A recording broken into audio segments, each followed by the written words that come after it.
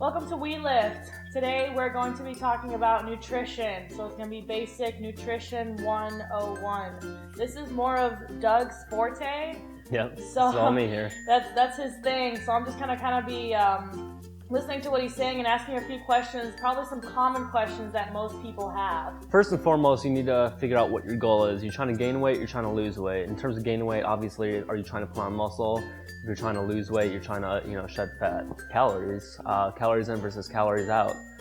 You want to find what your maintenance calories are. We'll use me for an example. I'm about 160 pounds right now. So my maintenance calories are about 2,500. So if I want to gain weight, I gotta take in more than 2,500. If I want to lose weight, I have to take in less. That's basic thermodynamics. You need to follow that first and foremost. And second is your macros.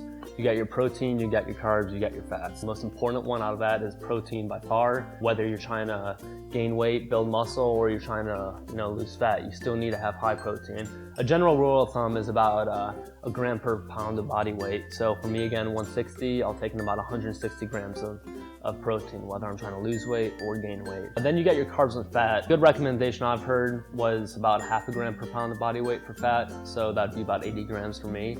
Although I don't think it's all that important to get specific with your carbs and your fat.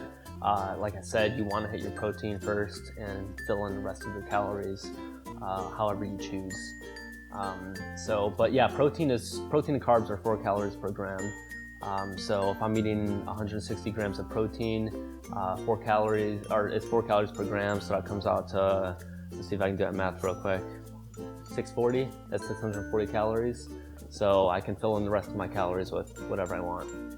When it comes to working out, so you have your maintenance calories, right? So how much extra work would you have to put in, let's say if you were bulking, and how would it be safe? How would it be healthy? You don't want to go too much over your maintenance. So again, the 2,500 calorie example maintenance, if I were looking to bulk, I'd only take in, about 2,800. There's really no need to go any further than that. If you're putting on more than a pound a week, most of that's going to be fat anyways. So you want to keep it to a somewhat minimum, again, keeping your protein high. So how much work would you have to put in at the gym if you're bulking? Well, you can definitely put in more work at the gym since you're taking more calories, more protein, more carbs. You're able to do more work, so you're able to expend that energy a little bit more. So is it versus to cutting what are you low on? Like when you're cutting, what's like the biggest concern when it comes to calories in versus calories out when you're cutting? Well, when you're cutting, you're going to have less energy. Mostly, you're going to be cutting out your carbs, most likely, when you're cutting. Like I said, you want to keep that protein high, and you still want to have fat at a decent level just because that's important for your hormones and all of that. So you don't want to go too low with your fat. Probably not too much below half of your body weight in grams. So you want to cut your carbs, and that's going to give you a little low energy, I guess. But, as long as you don't go too drastic with your cut, it's pretty much okay. All right, now on to micronutrients and water. By default, if you're getting most of your fiber in, and a good recommendation is about 20 to 40 grams, and a good source of fibers, like grains and fruits and vegetables and all that. If you're getting pretty much all of your fiber, you'll be getting those micronutrients as well. So you're kind of forced to eat those quote-unquote clean foods. It's obviously important that you hit that stuff, but it's also important that you eat foods that you enjoy so you're consistent with your diet. Layne Norton says it best, I'd rather be 95% on 100% of the time as opposed to being 100% on 75% of the time. So it's important that you're on this diet. You got to see yourself doing this 6 months from now, a year from now, 2 years from now. Most diets that you see these days are pretty, you wouldn't be able to stick on it for too long. I mean, you see these low carb diets, it's paleo, this and this and that. It's really hard to stay consistent with those. And so your best diet is one that you can stick with. And that's generally eating foods that you enjoy. After that, it's mealtime and frequency. And a lot of people love to focus on that so much. But in reality, it's not all that important. Get your calories in, get your protein in, and you'll be good. I wouldn't recommend getting that all in one meal, and I wouldn't recommend getting all in like 30 meals. Just get it in whenever you're hungry. The myth of eating after like dinner time, is that going to make you fat? No, I mean, that doesn't make any sense because if you're still taking less calories than you burn, you're gonna lose weight. I don't give a shit when you're eating. So that's fucking stupid. I'm not sure where that came from. People think just because you're sleeping, you're not burning calories. That's fucking ridiculous, so stop saying that. So yeah, and then there's that anabolic window after you work out. There's really no such thing as that per se. You probably should eat sometime after you work out, whether that be 30 minutes, an hour, 2 hours. I don't care. It doesn't really matter. But you probably shouldn't go to bed without eating something after your workout. So just do it whenever it's convenient for you. And then we go on to supplements, everybody's favorite topic as well.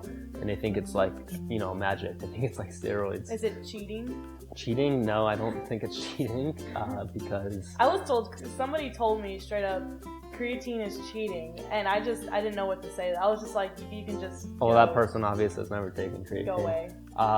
Yeah, because I've seen plenty of people who try taking all these supplements and don't do any of those more important things that I've mentioned. They don't focus on their calories and their macros and all that stuff, and they look like crap. They look like they've never lifted in their life. So those things are not important. Supplement industries will like you to think that they're really important, but they obviously just want your money. Although I will say there are a couple supplements that are worth taking. Creatine monohydrate is the cheapest, most effective supplement that I know of. Beta alanine, which is, there's plenty of good studies backing that up as well. Both of those you can take any time of the day, pretty much. Just take them whenever it's convenient for you. So that's the simple hierarchy. Calories, macros and fiber, macronutrients and water, meal timing and frequency, and last but not least, supplements. Yeah. That's the main thing that you would want to follow. I mean, I've been lifting for not even 2 years yet, and I still struggle with trying to keep a diet.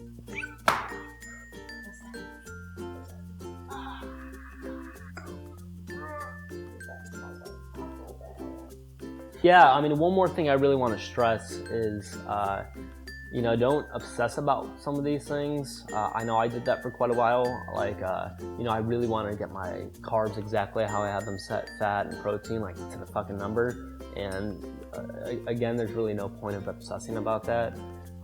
Mental health is pretty important too, as opposed to, in addition to physical health. Their whole mental health when they're trying to do all this stuff, and you don't want to do that. Just be yourself. Just be yourself when you're at the gym. Don't obsess over it. Don't stress about it. It should be something that you love to do. It should be something that doesn't cause anxiety. You can totally have your ice cream, your cookies, your cake, all that crap. You can have it. I think it's important that you have that stuff so you can keep the same life, you can keep a normal life. So like I said, once you hit your protein, your fiber, your micronutrients and all that, have that stuff, fit it into your carbs and fat. By all means, do it. All right, so I want to kind of equate your calories and your macros to like a budget. So, you make a certain amount of money per month, right? And you got to spend it on your essentials. You got to spend it on your rent, food, car payments, whatever you got. Those are your essentials, right? You got to hit that. So that's, equating it to your protein, your micronutrients, fiber, water, all that. And then as soon as you hit that stuff, as soon as you pay off all those things, you can spend it, your calories on stuff that you enjoy, right? And, as long as you have room for it. So, it's quite okay to do that. And a good way kind of counting this stuff and tracking it, MyFitnessPal, it's really simple. It's an app on your phone. I believe it's also a website too. We'll link that. It makes it, tracking stuff so simple. And, I definitely recommend doing that. And I understand most people are not going to want to track their calories and track all this stuff because it is somewhat neurotic. I do understand that. And, so for, I do recommend doing it for like a week though, just so you have a good idea of what foods have what and what you kind of need to eat to hit your goals. So definitely try it out for a week. And, if you don't like it, by all means, you'll have a good understanding and, don't do it if you don't want. But most people, I find that they enjoy doing it. But it's a good idea to get a understanding of, how many calories is in what and protein and all that stuff. Next video will probably be a training